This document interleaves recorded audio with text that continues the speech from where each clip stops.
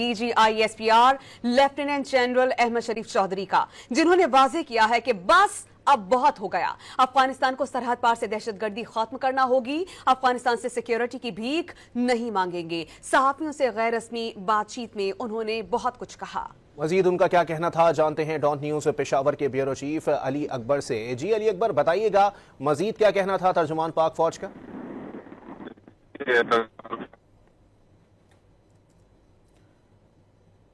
आपको बताएं कि DGISPR लेफ्टिनेंट जनरल अहमद शरीफ चौधरी ने वाजे कर दिया कि बहुत हो गया। अफगानिस्तान को सरहद पार दहशतगर्दी खत्म करना होगी। अफगानिस्तान से सिक्योरिटी की भीख नहीं मांगेंगे। आपको बताएं कि DGISPR ने मजीद कहा कि झड़पों में 206 अफगान तालिबान और 100 खारिज हलाक किए गए हैं। साथ ही साथ उन्होंने कहा कि अफगानिस्तान दहशतगर्दों के खिलाफ कार्रवाई करे या हमारे हवाले कर दे। अफगानिस्तान में नुमाइंदा हुकूमत नहीं है, अफगानिस्तान में अवामी नुमाइंदा हुकूमत के हामी हैं। वज़ीर आला खैबर पख्तूनख्वा से रियासती और सरकारी ताल्लुक रहेगा। साथ ही साथ उन्होंने कहा कि कोर कमांडर ने भी रियासती और सरकारी ताल्लुक के तहत मुलाकात की है। आपको बताएं कि DGISPR लेफ्टिनेंट जनरल अहमद शरीफ चौधरी ने वाजे कर दिया है कि बहुत हो गया। अफगानिस्तान को सरहद पार दहशतगर्दी खत्म करना होगी। अफगानिस्तान से सिक्योरिटी की भीख नहीं मांगेंगे। सहाफियों से गैर रस्मी गुफ्तगू में उन्होंने मजीद कहा कि अफगानिस्तान दहशतगर्दों के खिलाफ कार्रवाई करे या दहशतगर्दों को हमारे हवाले कर दे। झड़पों में 206 अफगान तालिबान